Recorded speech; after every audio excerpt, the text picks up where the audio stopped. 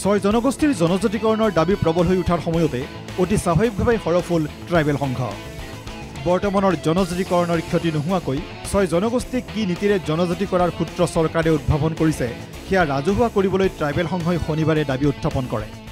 বৰ্তমানৰ ট্ৰাইবেলৰ ক্ষতি নোহোৱাকৈ কি ফৰ্মুলাৰে অসমৰ বৃহৎ ছয় জনগোষ্ঠীক এছটি কৰিবলৈ আগবাঢ়িছে সেইটো ৰাজহুৱা কৰিবৰ কাৰণে এটা শ্বেতপত্ৰ প্ৰকাশ কৰিবৰ কাৰণে আজি সভাই আমি দাবী জনাইছোঁ। ট্ৰাইবেল সংঘৰ সম্পাদক আদিত্য খাখলাৰীৰ সংবাদমেলৰ পাছতে প্ৰতিক্ৰিয়াৰ সৃষ্টি হয় ছয় জনগোষ্ঠীৰ মাজত। জনগোষ্ঠীসমূহৰ মাজত সংঘাত সৃষ্টিৰ বাবে ট্ৰাইবেল সংঘই এনে মন্তব্য কৰা বুলি কয় আচ্ছাৰ কেন্দ্ৰীয় সভাপতি ধীৰাজ গোৱালাই। তেওঁলোকে ঠিক কৰিব নেকি ছটা জনগোষ্ঠী কেইটা জনগোষ্ঠী জনজাতিকৰণ হ'ব আৰু কেইটা নহ'ব? এইটো আদিত্য খাখলাৰীটো ঠিক কৰিবৰ কোনো কথা নাথাকে ইয়াতে। আদিত্য খাখলাৰী ডাঙৰীয়াই এই জনগোষ্ঠীয় আন্দোলনটোৰ মাজত সংঘাত সৃষ্টি কৰিবৰ কাৰণে তেওঁ ক'ব বিচাৰে যে দুটা জনগোষ্ঠীক দিলে তেওঁলোকৰ আপত্তি নাই, বাকীকেইটা জনগোষ্ঠীক দিলে তেওঁলোকৰ আপত্তি আছে, কাৰণ দুটা জনগোষ্ঠীৰ জনসংখ্যা কম আৰু বাকী জনগোষ্ঠীৰ জনসংখ্যা বেছি। এতিয়া কথা হৈছে জনসংখ্যা বেছি থাকিলে জনজাতিকৰণ হ'ব নোৱাৰে বুলি কিবা কথা থাকিব পাৰে নেকি? আনহাতে শনিবাৰৰ সংবাদমেলত হ্ৰস্বম্যাদী ৰাজনৈতিক স্বাৰ্থ সিদ্ধিৰ বাবে কংগ্ৰেছৰ দিনৰ পৰাই ছয় জনগোষ্ঠীৰ জনজাতিকৰণৰ বিষয়টোক চৰকাৰে ব্যৱহাৰ কৰি অহা বুলি কৈছিল আদিত্য খাখলাৰীয়ে। একমাত্ৰ ভোটৰ স্বাৰ্থত একমাত্ৰ হ্ৰস্বকালীন ৰাজনৈতিক মুনাফা আদায়ৰ স্বাৰ্থত বাৰম্বাৰ ৰিকমেণ্ডেশ্যন পঠিয়াই থকা হৈছে। পিছে ট্ৰাইবেল সংঘ তথা আদিত্য খাখলাৰীয়েহে আনৰ শ্ৰুতলিপি মতে আৰু চৰকাৰী ষড়যন্ত্ৰ ফলপ্ৰসূ কৰাৰ বাবে মন্তব্য কৰা বুলি জনজাতিকৰণৰ দাবীদাৰ দল সংগঠনৰ বিষয়ববীয়াই অভিযোগ কৰে। বক্তব্যবিলাক পলিটিকেল বক্তব্য আৰু এই বক্তব্যবিলাক কাৰোবাৰ শ্ৰুতলিপিমতে কাম কৰিছে। মুখ্যমন্ত্ৰী ডাঙৰীয়ে এটা কথা কৈছে যে এইবাৰ চেঞ্চাছত অসমত বাংলাদেশীৰ সংখ্যা 38% হ'ব। এইটো অসম আৰু অসমীয়াৰ প্ৰতি অতি দুৰ্ভাগ্যজনক কথা আৰু তাৰ লগতে ভাৰতবৰ্ষৰ স্বাধীনতা আৰু অখণ্ডতাৰ প্ৰতি এটা ভাবুকিস্বৰূপ। গতিকে সেইকাৰণে আমি কৈছোঁ যে অসমৰ ছটা জনগোষ্ঠীক জনজাতিকৰণৰ মাধ্যমেৰে এই ভাবুকিবিলাক ৰোধ কৰিব লাগে। গতিকে এই কথাবিলাক ক'বলৈ যাতে আদিত্য খাখলাৰীয়ে উল্টা কথাবিলাক কয়, সেইকাৰণে আমাৰ সন্দেহ হয় যে তেখেতে বাংলাদেশী মিয়াৰ পক্ষত আছে নে থলগিৰি খিলঞ্জীয়া ৰাইজৰ পক্ষত আছে। আদিত্য খাখলাৰী এণ্ড কোম্পানী এইটো আচলতে অসমৰ মাননীয় মুখ্যমন্ত্ৰী হিমন্ত বিশ্বৰ শ্ৰুতলিপিত এইবিলাক কাম কৰি আছে। ছয় জনগোষ্ঠীৰ প্ৰতিবেদনখন কোনে প্ৰস্তুত কৰি আছে?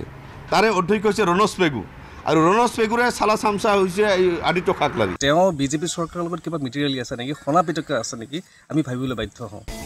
আনহাতে মুখ্যমন্ত্ৰীৰ পূৰ্বৰ বক্তব্য অনুসৰি জনজাতিকৰণৰ আন্দোলনৰ প্ৰতি সমৰ্থন আছে বিজেপিৰ। প্ৰতিবাদ হোৱাটো উচিত আৰু ন্যায্য দাবী মানুহে আন্দোলন কৰিব আৰু এই আন্দোলনটো জনজাতিকৰণৰ কাৰণে আৰু বিজেপিৰো তাত সমৰ্থন আছে। আমাৰ দলৰ সদস্য সকলো আন্দোলনত আহিব। আমিতো এই আন্দোলনত বিজেপিও জড়িত আছে। এইবাৰ ট্ৰাইবেল সংঘৰ স্থিতি কিছু সুকীয়া। ছয় জনগোষ্ঠীৰ জনজাতিকৰণৰ ক্ষেত্ৰত মৰাণ মটকক লৈ আপত্তি নাই সংঘৰ। মৰাণ আৰু মটক যদি এছটি ষ্টেটাছ পায় তেতিয়াহ'লে বৰ্তমানৰ জনজাতিসকল ক্ষতিগ্ৰস্ত নহয়। মুখ্যমন্ত্ৰীৰ ভাষ্য অনুসৰি চৰকাৰৰ সৈতে হোৱা আলোচনা মৰ্মেহে মৰাণ মটকৰ ক্ষেত্ৰত স্থিতি সিঠি লৈছে ট্ৰাইবেল সংঘৰ। প্ৰথমবাৰৰ বাবে ট্ৰাইবেল সংঘই ছয় জনগোষ্ঠীক বিৰোধিতা কৰা নাই। মৰাণ মটকক তেওঁলোকে এক প্ৰকাৰ গ্ৰীণ ছিগনেল দিছে। তাৰো কাৰণ হ'ল আমাৰ লগত হোৱা দীৰ্ঘকালীন আলোচনা। এই সকলো সমস্যাৰ সমাধান 25 নৱেম্বৰত হ'ব বুলি আশাবাদী হিমন্ত বিশ্ব শৰ্মা। সেইদিনা মন্ত্ৰীগোটে বিধানসভাত জনজাতিকৰণ সন্দৰ্ভত প্ৰতিবেদন দাখিল কৰিব। 25 নৱেম্বৰত আমাৰ যিখন প্ৰতিবেদন আহিব তাত আমি কিছু সমাধানৰ সূত্ৰ পাম, 100% নাপালেও। গতিকে 25 নৱেম্বৰলৈকে আমি অপেক্ষা কৰিব লাগিব। ছয় জনগোষ্ঠীক জনজাতিৰ স্বীকৃতি দিয়াৰ ক্ষেত্ৰত সৃষ্টি হোৱা সমস্যাৰ বাবে কংগ্ৰেছক জগৰীয়া কৰে হিমন্ত বিশ্ব শৰ্মাই। সমস্যাটো হৈছে যে কংগ্ৰেছ দলে এটা মেমৰেণ্ডাম দি থৈছে টংক বাহাদুৰ ৰায় অধ্যক্ষ হৈ থাকোঁতে ভাৰত চৰকাৰক যে পুৰণা জনজাতিসকলৰ কোনো ক্ষতি হ'ব নালাগিব নতুনক জনজাতি কৰিলে।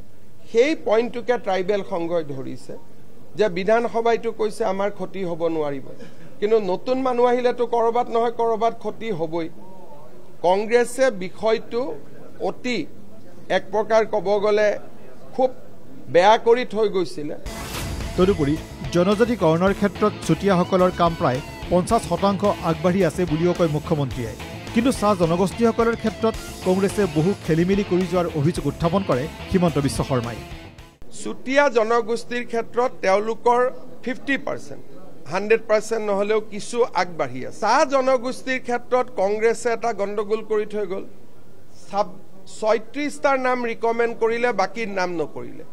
এটা বাগানৰ মানুহে কৈছে যে কৰিলে আমাৰ গোটেইখনক কৰক তেওঁলোকে আগেই নবঢ়ালে 112টা চাহ জনগোষ্ঠীৰ ট্ৰাইব আছে উইদিন টি গাৰ্ডেন কংগ্ৰেছে ৰিকমেণ্ড কৰিলে 36টা বাকি ৰিকমেণ্ডে নকৰিলে জনজাতিকৰণক লৈ বোকা ছটিওৱাৰ খেল আৰম্ভ হ'ল এতিয়া 6 জনগোষ্ঠীয়ে নিৰ্বাচনৰ পূৰ্বে জোৰদাৰ কৰি তোলা সংগ্ৰামখন ৰাজনৈতিক পাশা খেলৰ মাজেৰে কিমান দূৰ আগুৱাই সেয়া সময়েহে ক'ব ব্যুৰো ৰিপৰ্ট NKTV